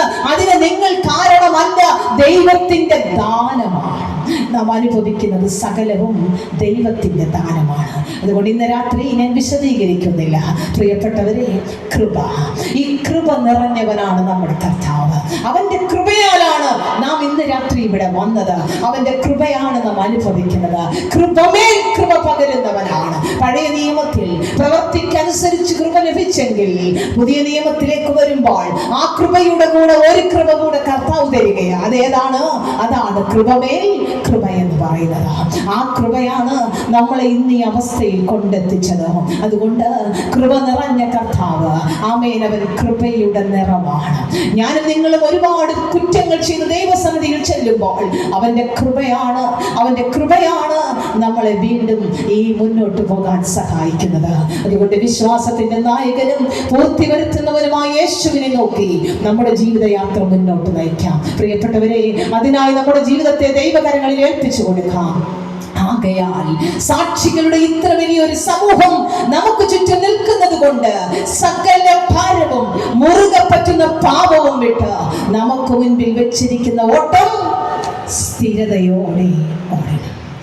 ഭാരം വിടണം, പാപം വിടണം. ഇത് രണ്ടും എന്നിവിടെ വിട്ടിട്ടേ പോകാം. ദൈവത്തിന് സ്തോത്രം. പിന്നെ ആരെ നോക്കണം? യേശുവിനെ നോക്കണം. യേശുവിനെ നോക്കുമ്പോൾ ഓർത്തിരുന്നാണ്, അവൻ ജീവന്റെ നിറവാണ്, അവൻ വെളിച്ചത്തിൻ്റെ നിറവാണ്, അവൻ വചനത്തിൻ്റെ നിറവാണ്, അവൻ കൃപയുടെ നിറവാണ്. അതുകൊണ്ട് നമ്മുടെ ജീവിതം ദൈവകരങ്ങളിൽ ഏൽപ്പിക്കാം. ഒരു സംഭവം കൂടെ പറഞ്ഞ് ഞാൻ അവസാനിപ്പിക്കാം. 1968 മെക്സിക്കോയിൽ ഒളിമ്പിക്സ് നടക്കുകയാണ്. ആ ഒളിമ്പിക്സിൽ അവിടെ മാരത്തോൺ മത്സരം നടക്കുക. ഏകദേശം 42 കിലോമീറ്ററോളം ഓടേണ്ട ഒരു മത്സരമാണത്. 75 പേരോളം ആ മത്സരത്തിൽ പങ്കെടുത്തു. ഒത്തിരി പേരൊക്കെ കുറെ ഓടിക്കഴിഞ്ഞ് പിന്മാറി. എന്നാൽ ഒരു ചെറുപ്പക്കാരൻ ഈ ഓട്ടത്തിൽ വീണ് അവന് പരിക്ക് പറ്റി.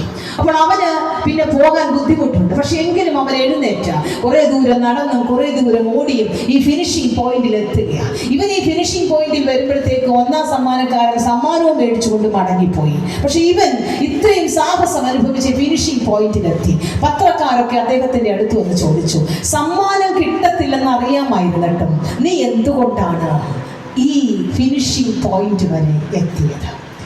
അപ്പോൾ ആ ചെറുപ്പക്കാരൻ്റെ മറുപടി, ടാൻസാനിയക്കാരനായ ചെറുപ്പക്കാരൻ്റെ പേര് ജോൺ അക്വേറി എന്നാണ്. ഈ ജോൺ അക്വേറി പറഞ്ഞ മറുപടി ഇപ്രകാരമാണ്. ആ ടാൻസാനിയക്കാരൻ പറയുകയാണ്, എന്നെ എൻ്റെ രാജ്യം 5000 കിലോമീറ്റർ താണ്ടി ഒളിമ്പിക്സ് മത്സരത്തിലേക്ക് അയച്ചത് ഓട്ടം തുടങ്ങി വെക്കാനല്ല, ഓട്ടം ഓടി പൂർത്തീകരിക്കാനാണ്. എന്നെ എൻ്റെ രാജ്യം 5000 കിലോമീറ്റർ താണ്ടി ഈ മെക്സിക്കോയിലേക്ക് അയച്ചത്, ഹല്ലേലൂയ, പ്രിയപ്പെട്ടവരെ, എന്തിനാ? ഓട്ടം തുടങ്ങി വെക്കാനല്ല, പിന്നെന്തിനാ? ഓട്ടം ഓടി പൂർത്തീകരിക്കാനാണ്. പ്രിയപ്പെട്ടവരെ, ഒളിമ്പിക്സിൽ ഒന്നാമത് ചെന്നവനെ സമ്മാനമുള്ളൂ. പക്ഷേ ഒരു വിശ്വാസി അവനെ നോക്കി ഓടിയിട്ടുണ്ടെങ്കിൽ, നിന്റെ ഫിനിഷിംഗ് പോയിന്റ് വരെ ഓടിയിട്ടുണ്ടെങ്കിൽ, ചെന്നെത്തുന്നവർക്ക് മുഴുവൻ സമ്മാനമാണ് ഒരുക്കി വെച്ചിട്ടുണ്ട്. നിത്യത കൂടാരമായി നമ്മുടെ ഭൗമഭവനം ഒഴിഞ്ഞു പോയാൽ കൈപ്പണി അല്ലാത്തൊരു നിത്യഭവനം എനിക്കും നിങ്ങൾക്കുമായി ഒരുക്കി വെച്ചിട്ടുണ്ട്. ആ ഫിനിഷിംഗ് പോയിന്റിൽ എത്തുന്ന ഏതു ഭക്തന് വേണ്ടിയും എന്റെ തമ്പുരാൻ ഒരുക്കി വെച്ചിരിക്കുന്നതാണ് അവിടെ. അതാർക്കും നഷ്ടമാകില്ല. കണ്ണുകളെ അടയ്ക്കാൻ ഇന്ന് രാത്രി ആ ഫിനിഷിംഗ് പോയിന്റിലെത്താൻ നാം ഓടുമോ? ആകയാൽ സാക്ഷികളുടെ ഇത്ര വലിയൊരു സമൂഹം നമുക്ക് ചുറ്റും നിൽക്കുകയാണ്. നമുക്ക് മുൻപിലുള്ള ഓട്ടം സ്ഥിരതയോടെ ഓടണം. ഹല്ലേലൂയ.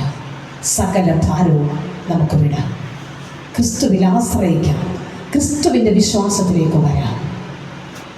മുറുകെ പറ്റുന്ന പാപം വിട്ടുകളയാം. എന്താണ് നമ്മുടെ കുറവ്? ദൈവത്തോട് ഏറ്റു പറഞ്ഞാൽ, ദൈവമേ, അഹങ്കാരമാണോ? എൻ്റെ നാവിലെ വാക്കുകളാണോ? ഞാൻ എന്താണ് എൻ്റെ ജീവിതത്തിൽ നിനക്ക് ഇഷ്ടമില്ലാത്തതുള്ളത്? ഏറ്റു പറഞ്ഞാട്ട് പ്രിയപ്പെട്ടവരെ, നാളത്തെ ദിവസം നമുക്കുള്ളതല്ല, നാളത്തെ ദിവസം നമുക്കുള്ളതല്ല. ദൈവം തന്നാൽ മാത്രമേ ഉള്ളൂ. നാം പറയുമ്പോൾ, കർത്താവേ, ഞാനിതാ എന്നെ സമർപ്പിക്കുന്നു, എൻ്റെ കുറവുകളെല്ലാം നീ കഴുകണമേ എന്ന് നമുക്ക് പ്രാർത്ഥിക്കാം. വിശ്വാസത്തിൻ്റെ നായകനും പൂർത്തി വരുത്തുന്നവനുമായ യേശുവിനെ നോക്കുമോ? അവൻ ജീവൻ്റെ നിറവാണ്, അവൻ വെളിച്ചത്തിൻ്റെ നിറവാണ്, അവൻ വചനത്തിൻ്റെ നിറവാണ്, അവൻ കൃപയുടെ നിറവാണ്. ഈ വചനം നാം സ്വീകരിക്കുമോ? യഹോവ എൻ്റെ ഇടയനാണെങ്കിൽ നന്മയും കരുണയും എൻ്റെ ആയുഷ്കാലമൊക്കെയും എന്നെ പിന്തുടരും. ഞാനതിനെ പിന്തുടരേണ്ട ആവശ്യമില്ല, എന്നെ പിന്തുടരുന്നതാണത്. അതുകൊണ്ട് ഇതൊന്നും നമ്മുടെ ജീവിതത്തിൽ നാം തേടിപ്പോകേണ്ട. പക്ഷെ തേടേണ്ടതൊന്നുണ്ട്, ദൈവത്തിൻ്റെ കൃപ, ദൈവത്തിൻ്റെ കരുണ, ദൈവത്തിൻ്റെ വചനത്തിൻ്റെ ശക്തി, ദൈവത്തിൻ്റെ സ്നേഹത്തിൻ്റെ ആഴം. അത് നാം മനസ്സിലാക്കണം. ഹല്ലേലൂയ. ഇന്ന് രാത്രി അതിനായി നമ്മെ സമർപ്പിക്കുമോ?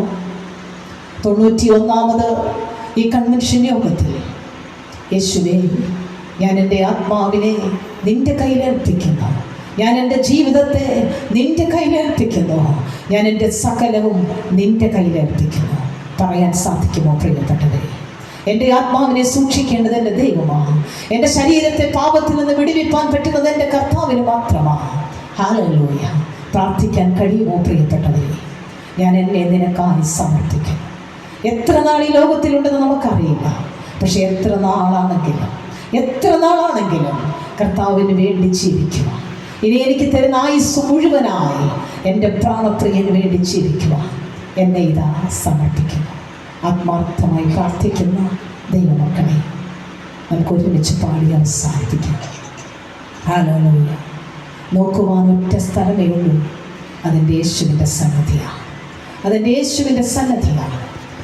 യേശു നമുക്കായി കാൽവറിയിൽ യാഗമായത് നമ്മെ ഈ വലിയ അനുഭവത്തിലേക്ക് കൊണ്ടു ചെന്നെത്തിക്കാൻ. അതുകൊണ്ട് ആ ക്രൂശിനെ നോക്കി നമുക്ക് യാത്ര ചെയ്യാം. രാത്രി നമുക്ക് പാടി അവസാനിപ്പിക്കാം. Price the Lord. യാത്ര ചെയ്യും ഞാൻ ക്രൂശിനെ നോക്കി, യുദ്ധം ചെയ്യും ഞാൻ യേശുവിനായി, ജീവൻ വച്ചിടും രക്ഷകനായി, അന്ത്യശ്വാസം വരെയും ജീവൻ വച്ചിടും രക്ഷകനായി, അന്ത്യശ്വാസം